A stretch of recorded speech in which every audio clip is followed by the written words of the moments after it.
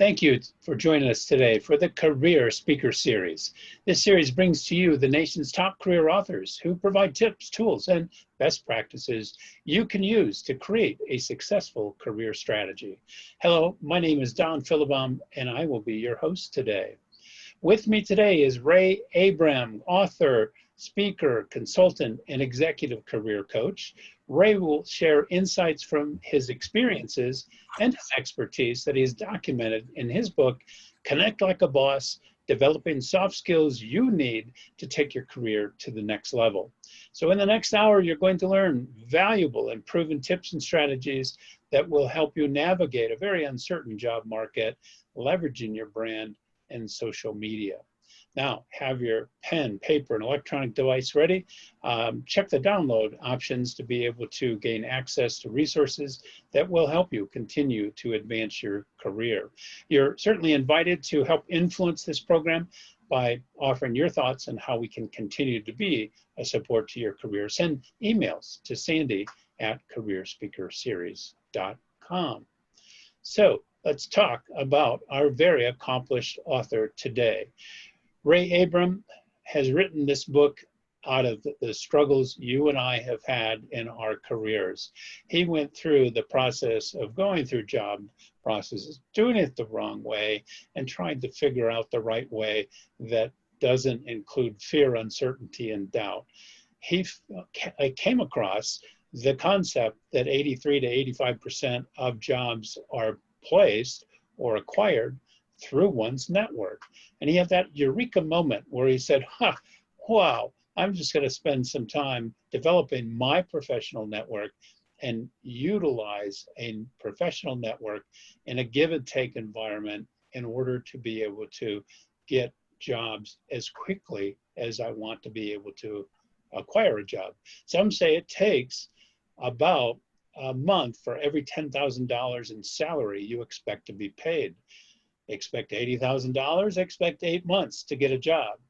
So Ray today is going to share with us some very unique strategies and techniques that shortens your job search process, makes you much more confident, and gives you the opportunity to really impress interviewers so you are called back for your next interview. So without further ado, I'm going to ask our featured speaker to turn on his video cam, and we are going to take a look at where we are going to go with this discussion today. So Ray, thanks for joining us. Well, thank you. Thank you. I'm trying to start my video. I think you have to start it on your end if it's not started. Okay, let me tie in here.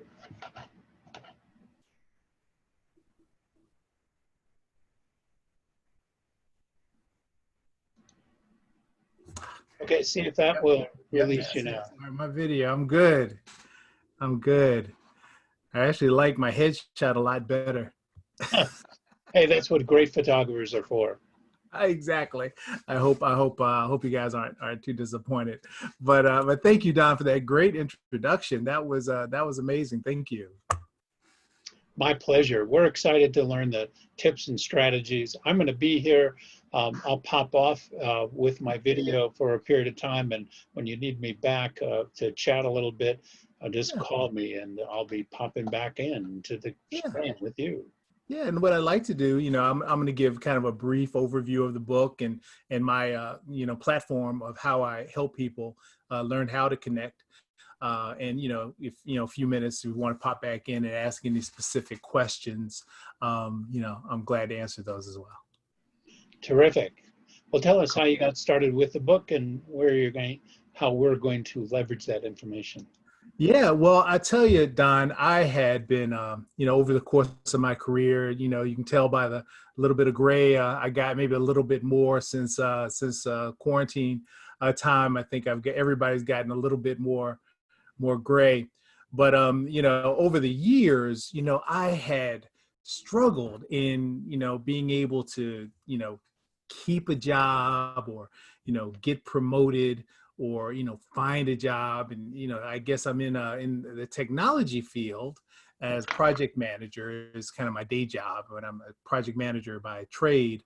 And I had been working in this career for about 15 years. And I probably had about 10 jobs over the course of that 15 years. Just, economic conditions, there was the recession, and, and so forth and so on. And, I would always blame, everybody else. I blamed the company that wasn't making enough money to keep me on. I blamed the coworkers who, were kind of blocking my promotion. And then I guess about 5 years ago, I hit what some people might even call rock bottom.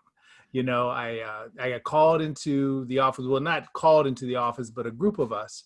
The manager came in and had several of us project managers in the room and says, we're going to close down this department. And it just hit me different this time for some reason. I'd reached a point where I said, no more.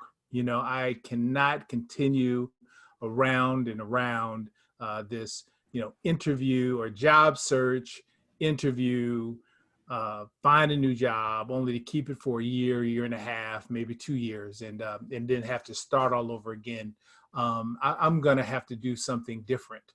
And so, that started my quest to learn, how to do it better. And I had a eureka moment, and I think Don alluded to it. I was looking, I just read an article, I think it was in Business Insider or Wall Street Journal, and it was from LinkedIn. It was a quote from LinkedIn that 85% of job offers come through people that you know. 85%. And I thought to myself, well, very few of the jobs I've had have come through people I know. I've gone to recruiters, I've went to the various websites, all of them, Monster, Indeed, you name it, putting hundreds and hundreds of resumes out. And again, to Don's point, because, as IT project manager, my salary was a little high, or, fairly good, obviously not rich, but better than some. But it would take me a while to find a job that way. And so I decided that I need to figure out how to surround myself with the type of people who could hire me if perchance I ever needed a job again.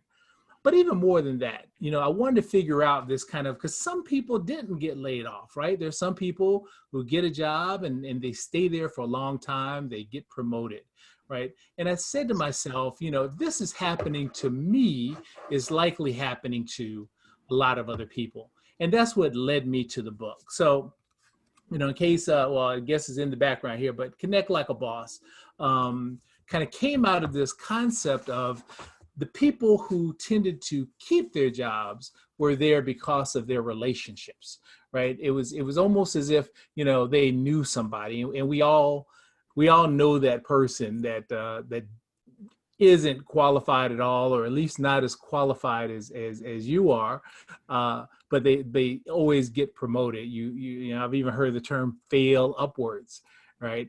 And the reason people fail upwards is not because they're good, obviously, but it's because of their relationships. And so, outside of just the word networking, it's about having those connections. And some people seem to connect better. That was something I struggled with. While I was good at my job, I wasn't really the best at connecting with people outside of work, being that person that I think people just like to have around. So when the cutting list was being created, unfortunately, my name was quite often on it because I hadn't done that work on myself to be able to create those connections.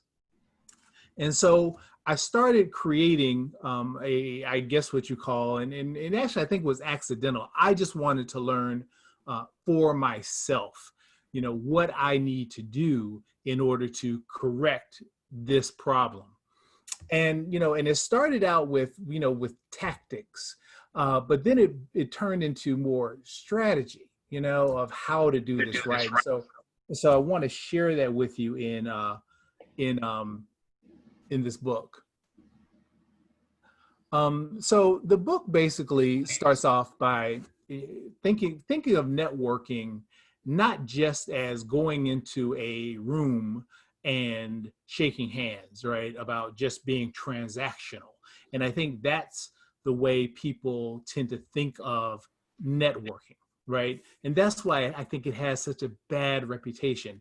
You're thinking about, the idea of walking into a darkened room with a bunch of strangers and having to have small talk with them about, about nothing or whatever, and hand them a card, you take their card, and nobody ever calls each other back, right? And so that's horrible. And so nobody wants that experience.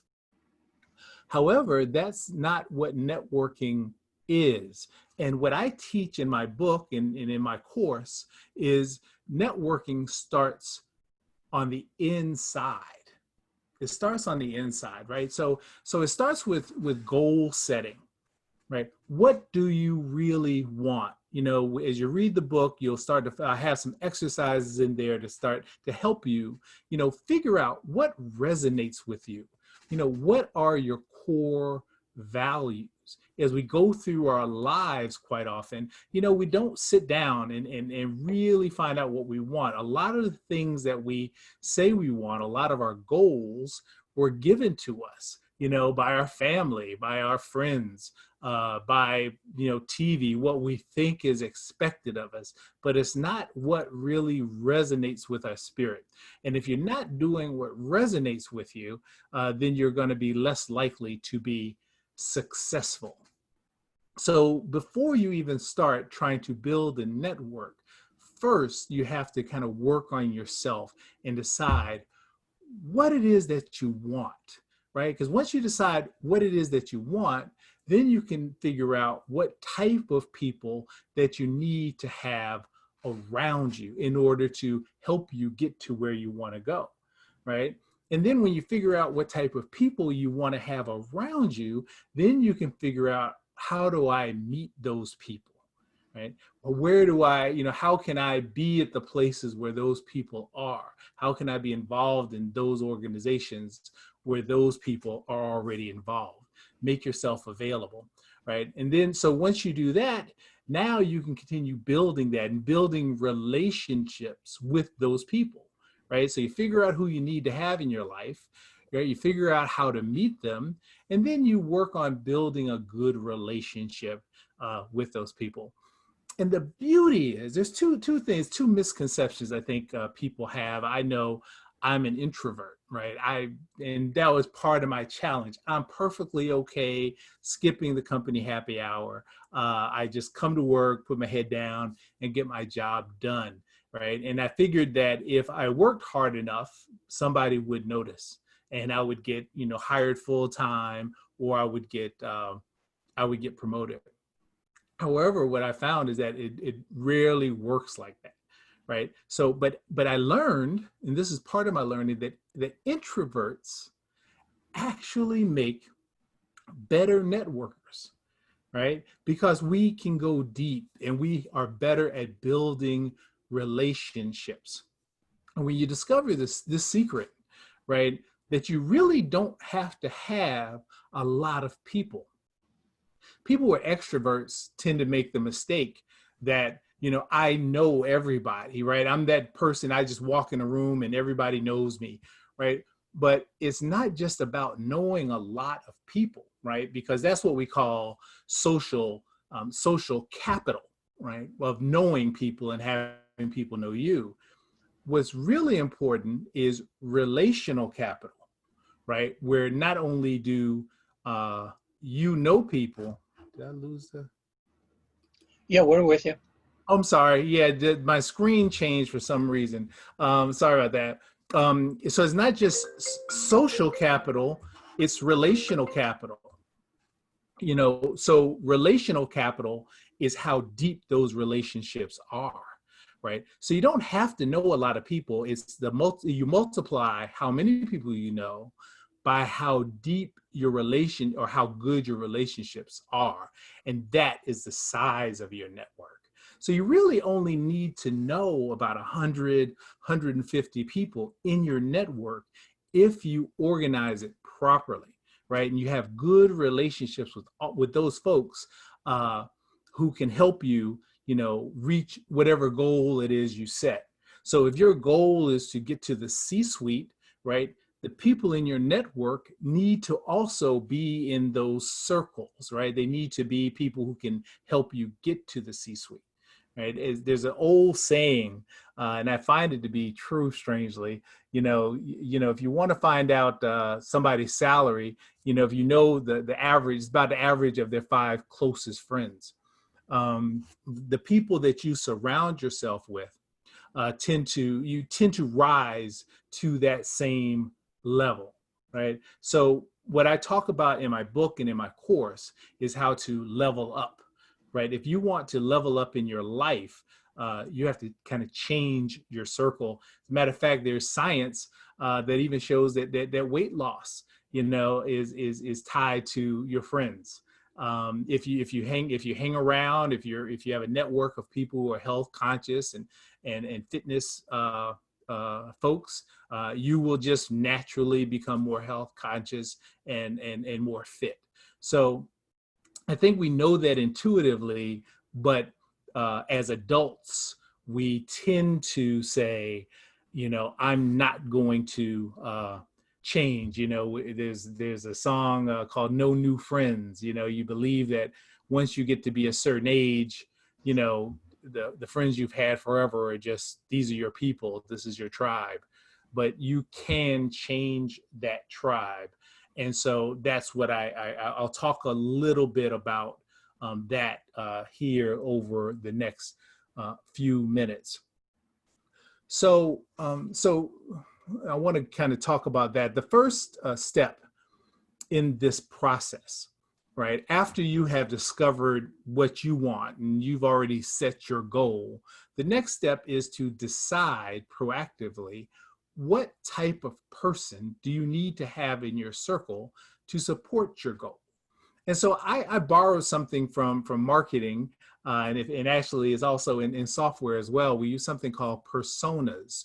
And it's a fairly common, if you're in marketing or if you're a software designer, you've probably run across this. If you've dealt with any agile methodology, you've definitely come across creating your customer in advance. There's what we found in business and in software development, that when you design a piece of software or you design a product with a specific person in mind, then it makes it easier to build that product, right? Because products aren't for everybody, right? Products are for a specific person. And this may sound a little callous, but you're not for everybody, right? You can decide what type of people you want to have in your life, and you create that persona. I create a PowerPoint, and I say, or just a slide, and I say, okay, this is who I want to be my friend, and is Fred, right? Fred is an attorney. He makes $175,000. He's married with 2 kids, a boy and a girl. The boy plays basketball, blah, blah, and so I create an entire story, an entire description of somebody that if I met them, that would be a good friend. This is a type of person who can help me take my life in the direction, or take my career in the direction that it should go, or that I want it to go now, right? And quite often, our phone and our contact list is not filled with the Freds of the world, right? They're filled with a lot of people who, may give us comfort. As a matter of fact, one of the discoveries I found, as I started doing this, is we spend about 80% of our time talking to the same 5 or 6 people, right? If you think about it, whenever you're on the phone, you talk to the same people every day, right? As opposed to, and if you think about those 5 or 6 people, are they the type of people that can help you help take your career to the next level? So, and if not, then this is what we're going to work on, right? Is kind of creating these personas, and then creating a schedule, an organization around building a relationship with these people. And I'm going to stop you, because I know you're thinking to yourself, well, that sounds that sounds manipulative, right? That sounds kind of shady, right? I mean, so what you're telling me is, will go out and find a friend and make this person up and then just kind of curry favor with them or suck up to them so I can get to the next level. No, that's not it at all. What you'll find is that no matter what level people are on, whatever they have or appear to have, everybody needs something, right? And quite often it's a friend. You'd be surprised at how lonely people are, especially successful people. I mean, almost four times the folks who are considered what we consider successful all report four times compared to folks who are more regular and just have 9-to-5 jobs. Four times of the successful people reported that they are lonely, right? And because nobody just calls them to say hello. People call them because they want something. So while you are creating a friend who can help you, right? You're not creating a friend for the short term. I want a job, or I want money. What we're doing now is creating friendships based on real friendship, right? Empathy, listening, doing activities together, right? The only difference is that these people have something to offer, or if it's only advice, or they're connected with a position that they're SVP or they are vice president. And so they can put you into a better position. And it's going to take some time, but you can build relationships with those type of folks. There's a common misconception is that, all of your friends have to be accidental, and as you think about, if most of your friends, the people you call your best friends, you probably just met them randomly. They lived in a neighborhood, you were standing in line, you went to a camp together, there was no intention. You just talked and you clicked and you've been talking ever since, right? But you can do that intentionally. You can decide what type of people you want to have in your life and still have these same fun, enjoyable conversations. And hopefully one day, right, because now this person is your friend, when you need that favor, you need that job, or you may not ever even have to ask, right? Because again, people need people. And when you think about your career, good employees are hard to find, right? And people want to hire their friends. I know I've been in management situations before in my career where I didn't have any friends that I could hire, right, for that job. So if you just happen to be a friend of someone, a hiring manager, then they're likely to hire you into that role.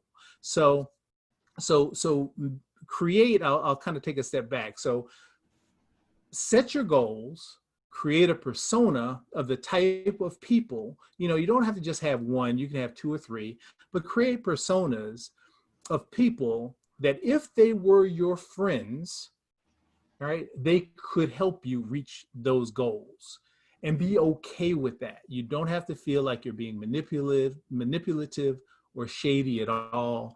It's actually a good practice, and you're doing them a favor because they could use a good friend like you, as long as you are a good friend.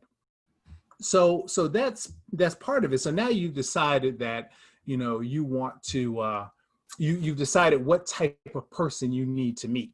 So now it's time to go out and meet them. And if you're like many people, you think that, you have to go to networking events, right? And so networking events are what we have to do in order to build our career or build our business. And, I find networking events to really be the worst place to network, largely because, I know that sounds counterintuitive, but largely because, everybody there is just trying to sell something, right? You got a lot of real estate agents and insurance agents and, all kind of stuff, just trying to sell you something that you don't necessarily want to buy. So a better way to do it is actually think of any event as a networking event, right? Every event, standing in line at the grocery store is a networking event, right? You just have to talk to the person in front of you, in back of you, right? As you walk into a room, become friendly. And I'll give you a couple of tips on that. When you attend an event, many of us, you walk into the room, and you, maybe you put your coat up, you head over to the buffet or the bar, get a drink, get a small plate, and stand over next to the wall, right? That's obviously not the way to do it, right? You should talk to the first person you see, and this is particularly if you're shy, or if you consider yourself to be introverted. You should talk to the first person you see within 5 seconds. So I say 5, 4, 3, 2, hi, my name is Ray, right?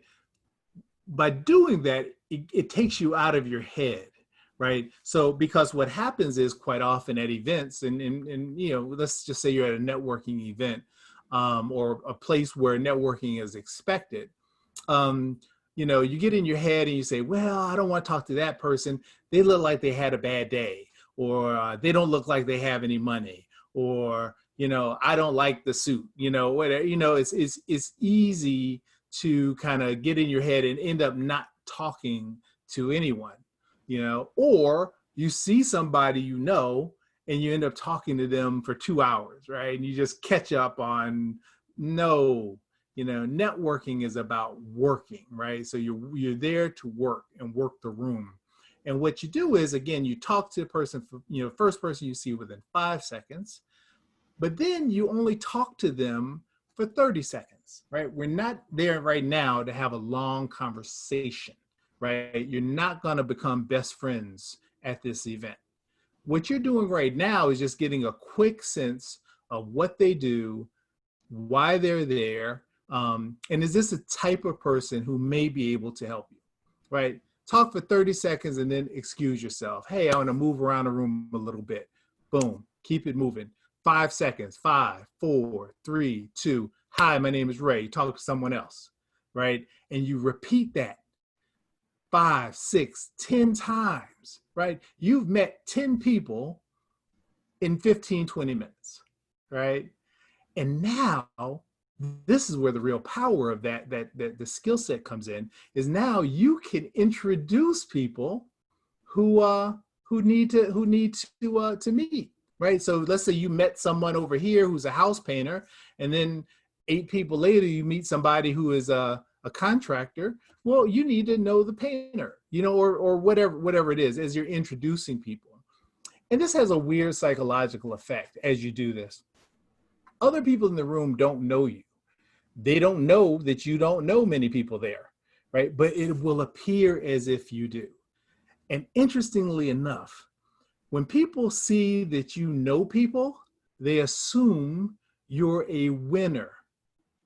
People like to hire and promote winners, particularly winners who are good with people, right? So even though internally you may know this is all an act, and you like, I am not good with people, by working the room, you will appear as if you are a winner who is really good with people. And so if there's a manager or there's a supervisor or someone who should be in your circle, now they'll see you as that winner who's good with people. So when you do meet them, they will already feel comfortable in talking with you and hiring you or wherever that relationship goes. So that's, just a couple of tips, work in the room. Don't hug the wall. Don't talk to the same person all night, and use the 5-30 method. 5 seconds, talk to the next person. 30 seconds is how long that conversation should last. So, use those tactics. a lot of people also ask me, well, Ray, should I use business cards? A lot of folks today are saying, well, I have my phone. I tell people absolutely use business cards, because a business card can be invaluable in that you can write notes on the back. And if you have an opportunity to order your own cards, keep the back blank, right? So now you can write on the back of the card how you met the person, whatever. Or if it's your card, you can, and they don't have a card, you can write their information down on that card. I like this better than a phone, because what happens to me whenever I use my phone, I get home and I forget the person's name. I can never find them again. So having a business card serves as a reminder of when I met the person, what they do, and I can even write some other details about the relationship.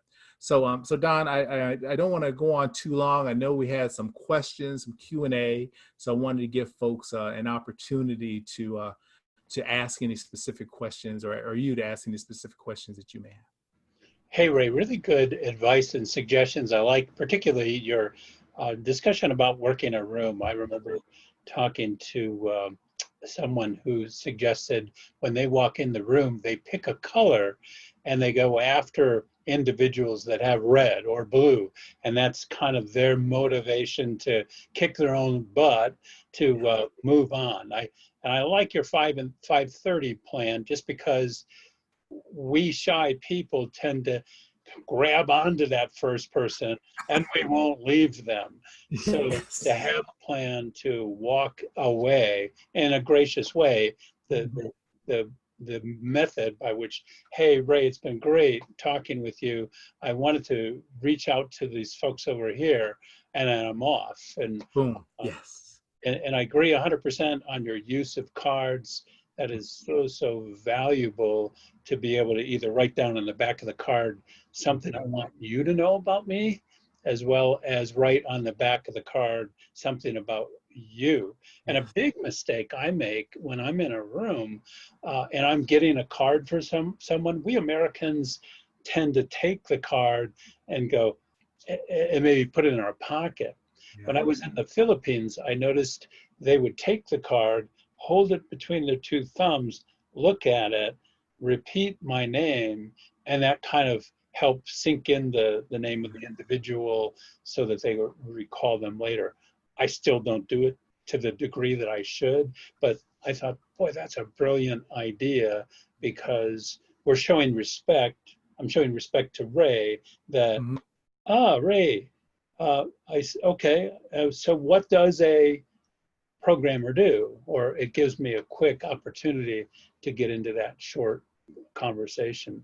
Yes. The other thing I thought was great about what you're talking about, there's so many of us that consider ourselves shy or introverts. There's actually a Stanford Shyness Clinic. And the Shyness Clinic does surveys around the globe, and apparently 63% of people consider themselves introverts. So we're not alone. And I like the fact that you're suggesting we may have a better opportunity at this game than others. Yes. One thing you could help me with, the thing I like about your book is that it's a kind of a guide. It helps me walk through. You've got step 1, step 2 to go through some processes. And when you were talking at the beginning of our discussion, you suggested that you want to figure out the type of person that you need to connect with and stuff. And I started thinking, well, how am I going to do that? And how do I break it into categories? So I haven't looked at it or thought about it before, but I thought, okay, if I'm going to identify the type of person, I want to identify the industry, the company, the title, and maybe job responsibilities. Yes. Would that be a good first step in terms of, I need to find people that fit this? Yes, absolutely. So yeah, I think it's really depends on, what you want to be. It's surprising, like people have their goals and they want to be, you want to be a marketing director, for instance, at your company. And, do you have any chief marketing officers in your phone? How many marketing directors do you know? And quite often it's none. You know, our networks, we have our networks are quite often you know, just filled with just people that we just randomly know. When you think about your phone, and when I say no, you may have met the person, right? You may have met the chief marketing officer. If you went to a seminar and they spoke, um, but you know, would they invite you to their birthday party? And why not, right? And that's the thing. We put these limits on ourselves, like, well, you know, I want to be, software guy, but I could never meet Bill Gates. Why not? Bill Gates, yes, you absolutely can meet Bill Gates if that's what you want to do. You can be good friends with Bill Gates if you want. And it sounds crazy. Tim Ferriss did an exercise. I don't know if you ever read The 4-Hour Work Week, but he taught a class. I think he taught a class at Yale, and he challenged his students to write a letter and get a response. And he gave them like 5 names. Like it was like Bill Clinton, Jennifer Lopez, and 3 other famous people. He said, I want you all to write a letter and then get a response from them. And anybody who gets a response, I'll give you a free plane ticket to anywhere you want to go in the world. Right? Right. You know who won? Yeah. Nobody even wrote the letter. Whoa. Nobody wrote the letter because they felt it was impossible. Like I'm going to write a letter to Bill Clinton, and he's going to write me a personal, Jennifer Lopez, and she's going to write me a personal reply back that's foolishness, right? But what he talks about in that book, and what I find to be true, is with enough focus and with enough desire, you can meet and become friends with literally anybody you want. And it may take a while. It may take a year. It may take 2 years. There was a guy. You may have heard of a guy, music mogul named Diddy. He goes by now. Puff Daddy used to be, and there was a guy he wanted to work for him, and so he decided he was going to work for Puff Daddy, and so he would show up wherever he was, and he would always dress really sharp. Always wear like something really noticeable. And, and after about a year, Diddy was like, hey man, I like the way you dress. Can you show me how to dress like that? And he hired him to be his assistant and his valet, I think you call it, to kind of work directly with him, and which is what the guy wanted. And so it's just a matter of, if this is what you want, you can, and everybody needs something. And that's one of the things I said. So we limit ourselves because we believe that we're not worthy, or that we, the person is got so much they couldn't possibly want to be friends with us. And nothing could be further from the truth. If you're a good friend, anybody would want to be friends with you. Now, I know you've been using LinkedIn as a way to grow that professional network. Yes. And some people are really keen into, I've got to have 3,000 people or 5,000 people that I'm connected with. Tell us how you went about building your network over the 2 years, and what criteria did you use to bring the people in, how you communicated with them? Yeah. Well, again, it comes down to deciding what you want to do, and so once I've decided, I want to be a coach, I want to coach on connections. So I started, reaching out on LinkedIn to other coaches, other authors, other speakers. And so, just really building those connections. I've been on LinkedIn a very long time.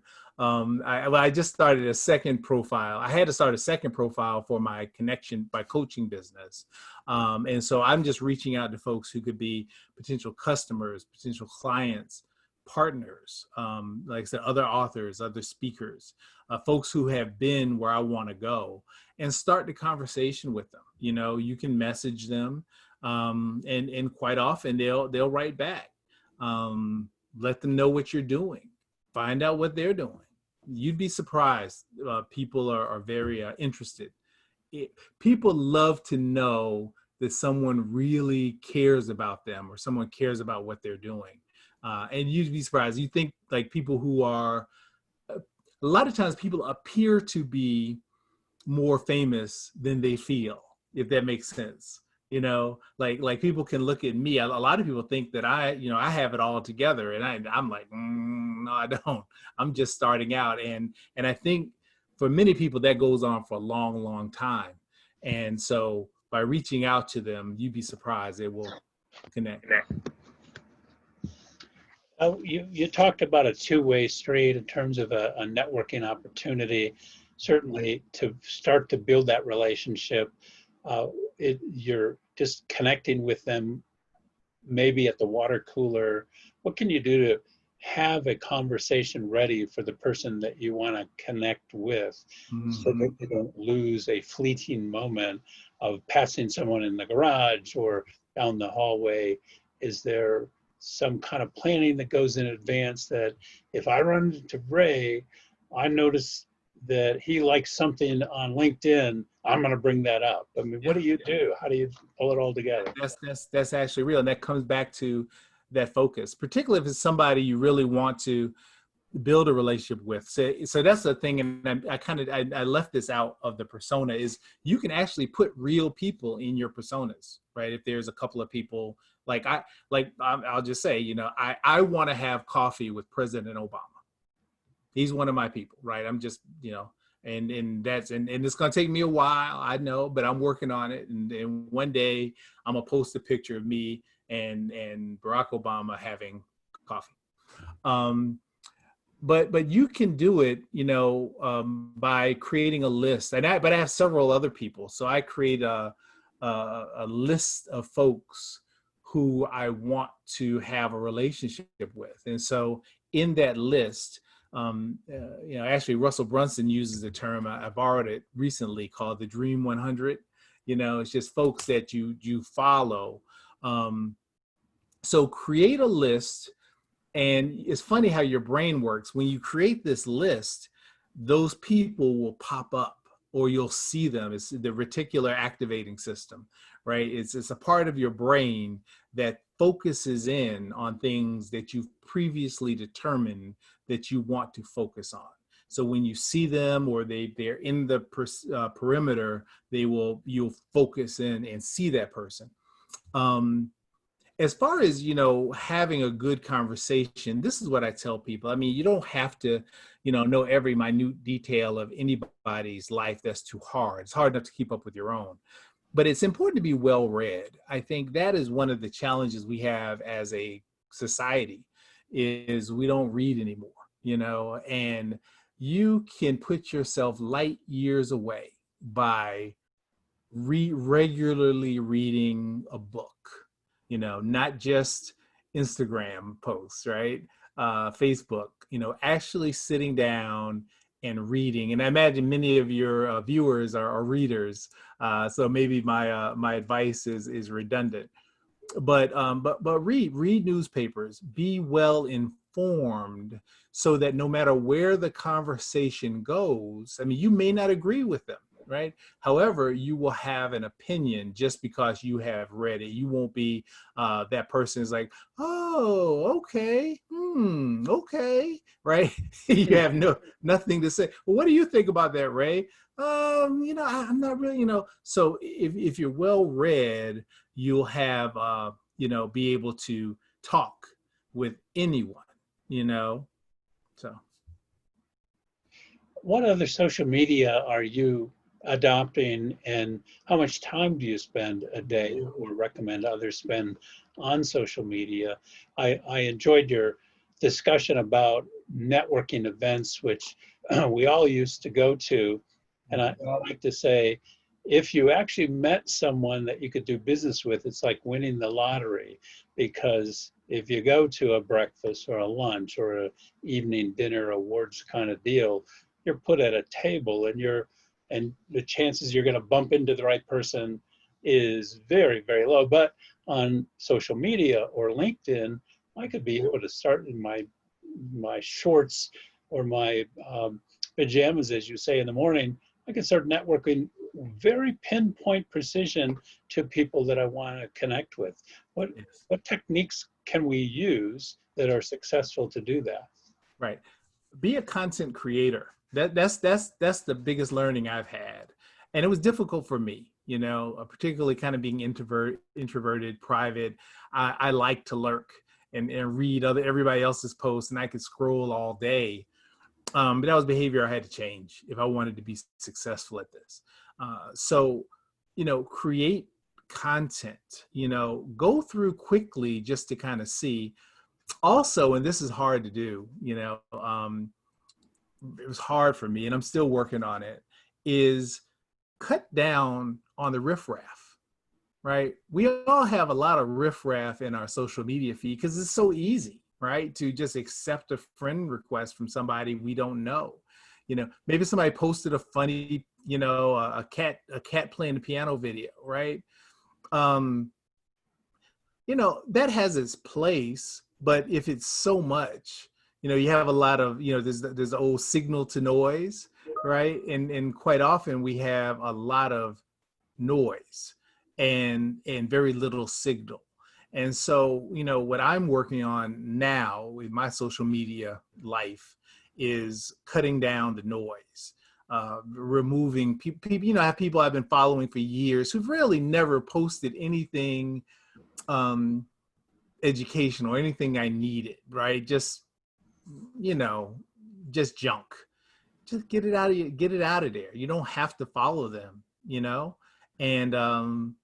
and if you ever get in the mood, you want to see some of that stuff, there's plenty of it out there. You don't have to follow people. So follow people who are giving you, who can help you, who can help take you to the next level. Follow them, right? Because that's where you want to follow people who are going where you're trying to get to, as opposed to following people that you wouldn't invite to your house, if that makes sense. Makes a lot of sense, but it begs the question, Ray, maybe I'm not disciplined enough to do this. How do I stay disciplined? And maybe that's have your book by my bedside and continue to go through and mark it up. Yeah, well, if your goals, again, when you get your goal, when you find your purpose, and I know I'm not the purpose guy. I'm sure you have purpose people up here, but when you find that thing that gets you up in the morning, you can't wait till the sun rises, so you can get started. When you find that thing, the discipline comes, right? Because you're so excited. However, most of us kind of leave, and I can't remember who said it, but they lead an uninspired life, right? And if you lead an uninspired life, then you're going to be undisciplined because you don't have inspiration. And so you just kind of go wherever the wind takes you and what feels good, right? And watching cats play the piano feels good, right? But it's not helping you get to where you want to go. So when you find that inspiration and that passion, and that's why I start the book there. I don't start with tactics and how to shake hands. I start with, let's work on yourself. Figure out what is your why. Why do I get up and go to work every morning, right? Where do I want to be in 10 years? And so when you get crystal clear about that and you get that passion around it, everything else falls into place. You've probably, in your 2 years, as you started to understand networking was going to be the key to your success, the key to give you a soft cushion should you lose a job that you can quickly turn to someone.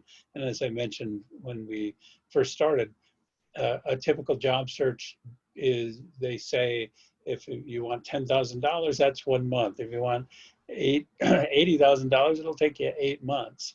Yeah. Do you feel that building your network will help me get a job quicker? Oh, absolutely. It's key. It's key because when you think about it, if you had, and this is what I tell, my clients, right? Imagine if you had 100 people, 100 of your best friends who could all hire you, right?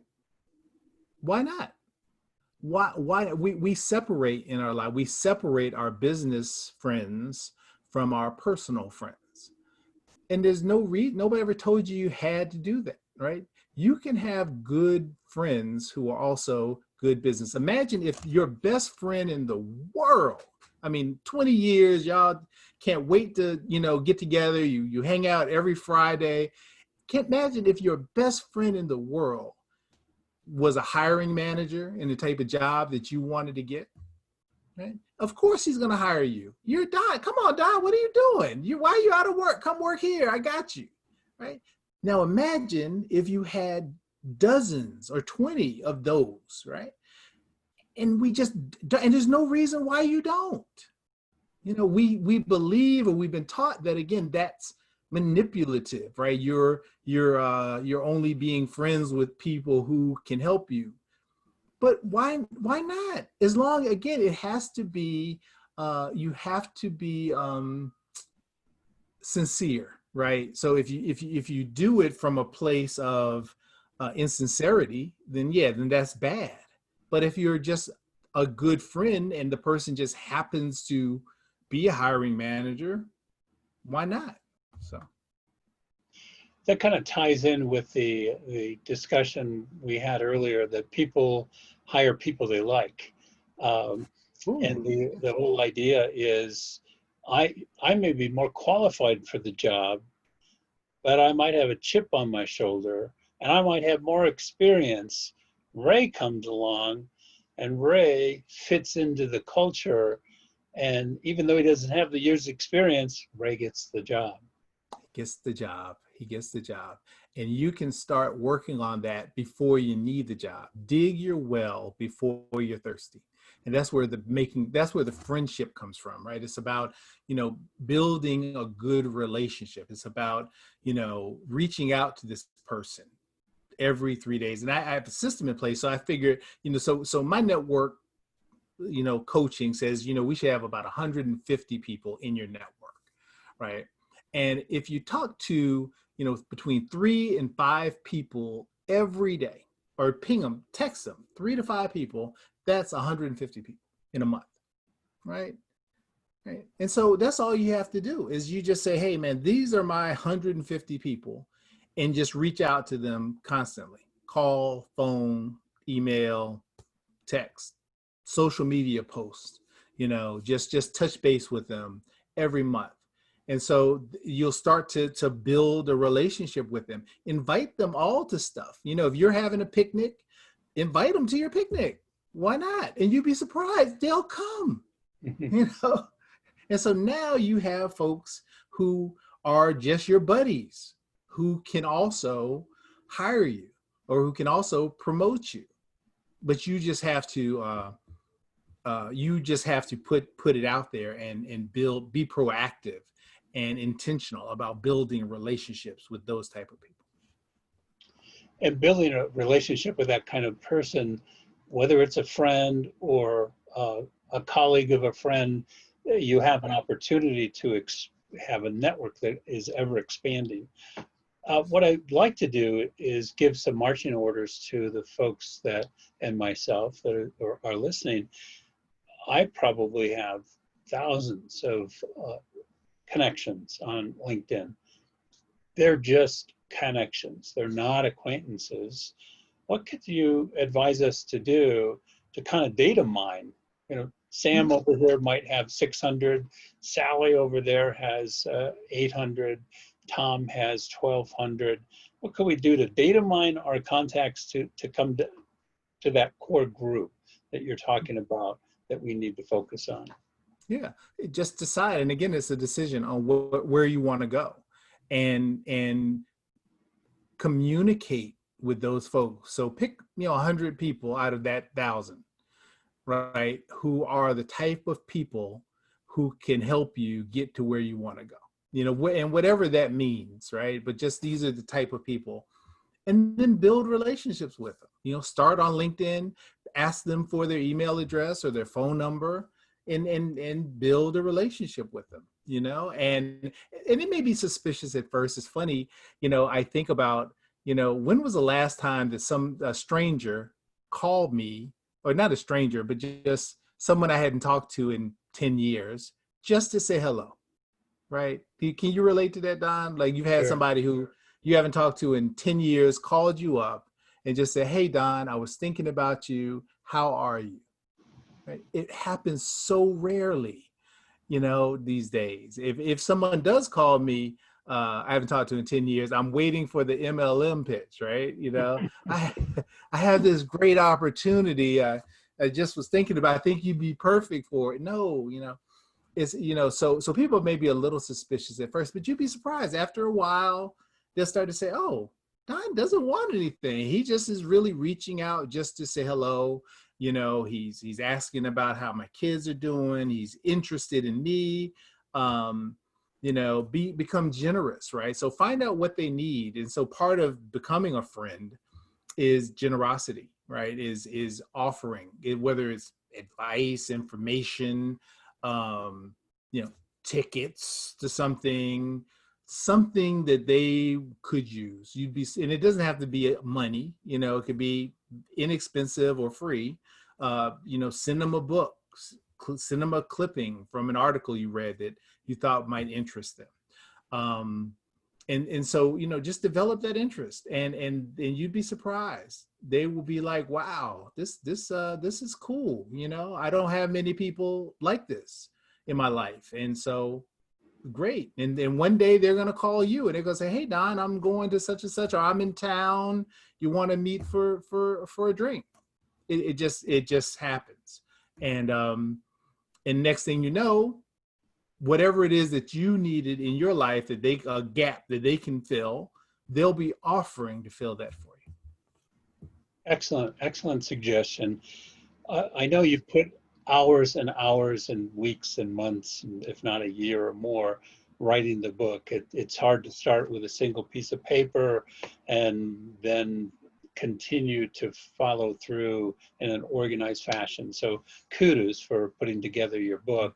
Thank you. I'd love for you to be able to give us some advice on how to use your book as we're closing out the hour here. Where do you want us to dig into first in terms of either filling out the checklists or starting the next process here to utilize your information? Yeah. Well, the beauty of the way I structured the book is that it really is, it's just a 7-step process. So you just start at the beginning and go to the end. I think that we all kind of need to do some work on ourselves. And it is very simple. It's very simple. There's work. It's not easy. I'm not going to tell anybody it's easy. It is work, particularly doing the inner work. You can't, like I tell people, part of connecting with people is getting them to know, like, and trust you. However, you can't get anyone to know, like, and trust you more than you know, like, and trust yourself, right? And so getting to know yourself, and we don't, because of our mass media society, we spend very little time alone, just sitting there and getting to know ourselves and doing that work. And so, starting there, and then kind of once you've kind of worked on yourself, then work on finding the people that you have to fill in the gaps you have in your life.